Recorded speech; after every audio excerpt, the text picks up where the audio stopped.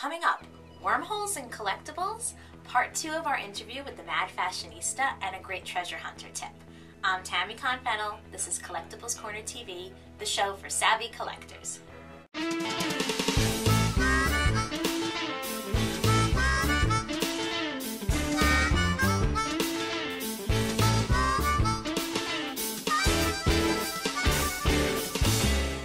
Welcome to the show. The first term I have for you today is wormholes, and I'm not talking about in science fiction. Wormholes in collectibles, it refers to a condition problem where pages of a book have holes that look as if they were made by worms crawling through. The damage is actually created by insects or insect larvae that eat the paper. The problem is more common in older books that were made with better quality and more nutritious and more delicious paper. Books in this condition are still sellable, but it's worth mentioning. Memorabilia are objects that have a specific use at the time they're made, such as baseballs or trophies, but they tend to gain value over time as a result of their associations and history rather than their original utility or use. This show is sponsored by GetMeVideo.com. If you need a video produced for your website, you want some video promotion, head over to GetMeVideo.com and we can help you come up with a campaign. It's really, really great for search engines and you get a lot of hits to your website.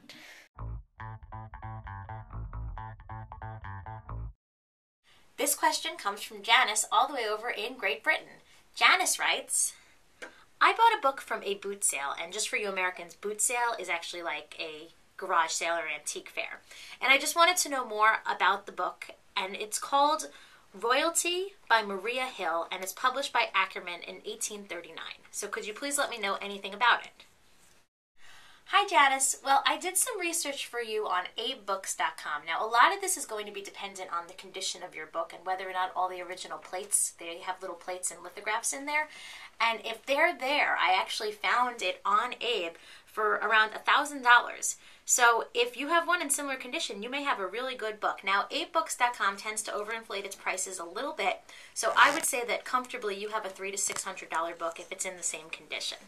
Janice wins 3 months of Collectibles for the Future. Now, I welcome international questions, but the Collectibles for the Future, that goes to Janice and that goes to any of our international viewers, will be in email form because the postage is slightly prohibitive. Now it's time for a treasure hunter tip.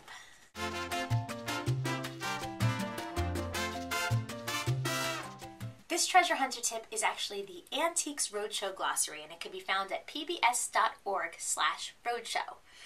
It really has so much information from terms to resources. It's just a lot of neat stuff. You can even watch some episodes of the Antiques Roadshow and read transcripts about the different collections that people have brought in. Remember, I want you to stay updated, so if you haven't signed up already, sign up on this page here at Collectibles Corner TV, fill out the form and confirm it, and I will make sure you never miss an episode.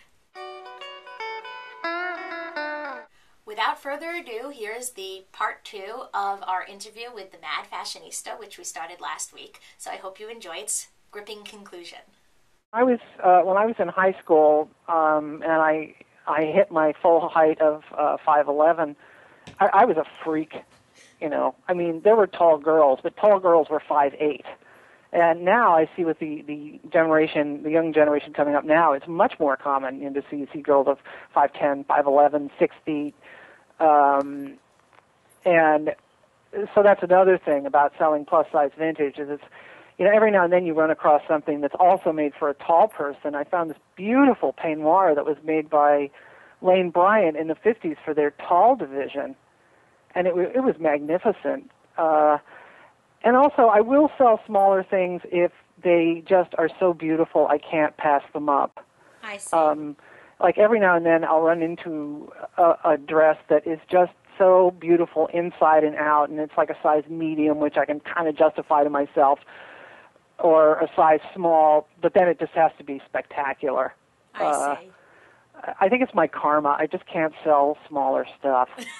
Well, you know, really, there's so many places that cater to smaller size women. I think it's wonderful that there's somebody like you out there that really caters to real sized women, really.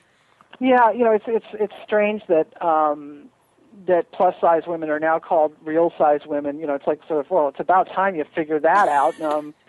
But like I live here in New York City, and I go to Fashion Week, and and you're with all these people who are just unbelievably, frighteningly, terrifyingly thin, and I just don't even try to fit in. I mean, I wear my vintage 50s wiggle dresses and these outrageous 70s coats and things like that, and I just dress the one. And I've also written some guides to how to buy vintage clothing when you're plus sized. And what are the names of those guides?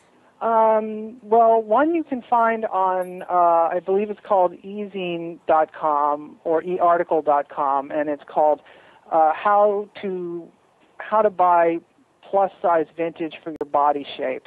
Very good. Because different eras had different ways that they cut the garments, and I mean, just for instance, the 40s and the 80s, had the shoulder pad thing going. And I have linebacker shoulders, so I've always taken the shoulder pads out. Right. And also in the 30s and the 50s, these sleeves were higher and tighter, so you're going to have a problem. You might have a problem there. And also, there's the thing that nobody really likes to get into, but women who wore these clothes, they wore much more restrictive undergarments than we do.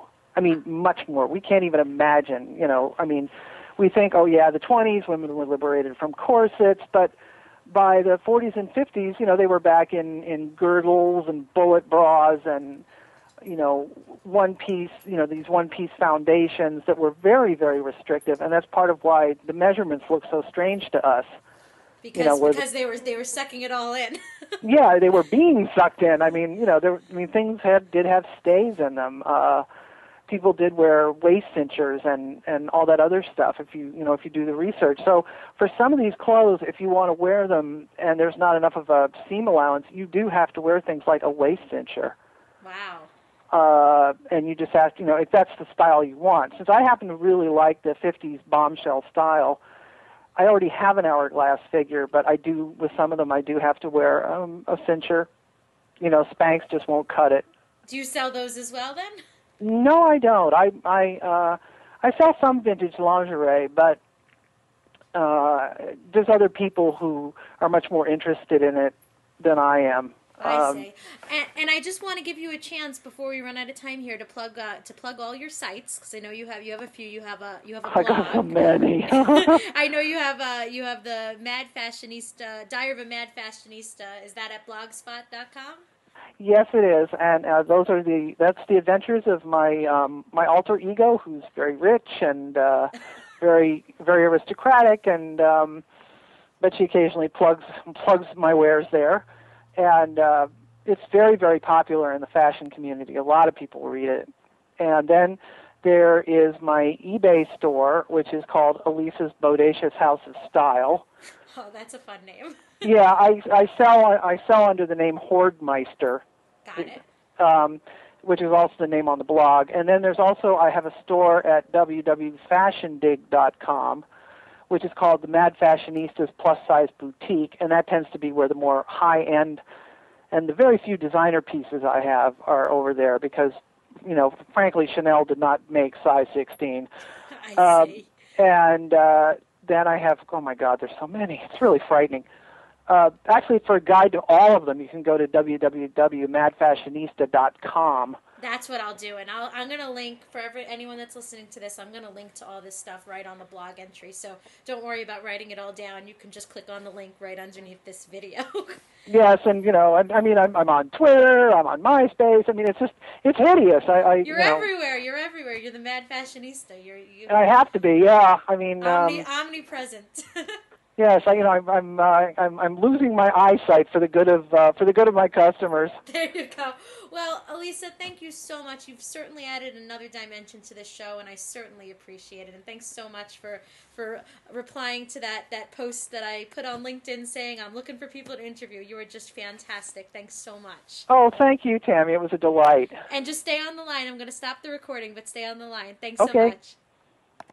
That wraps it up for this week. You may notice on some of these pages at Collectibles Corner TV, actually all of them, we have some links along the side, and they're mostly for people who run their own business and need some help with that. We do have a significant portion of the site devoted to helping people help their small businesses, because that's what we are, and we like to help people whenever we can. So all the links that we put on there, especially the ones that are images and they're clickable, right? I think they're to my right. They're very helpful information, so check it out. A lot of them are news articles, or they're sites that can really help you launch your business. So if you're in the collectibles world or in any business really and you're looking for some help, check out those links. We've tested them for you, so we know that they're good. I'm Tammy Confettel. This is Collectibles Corner TV, the show for savvy collectors.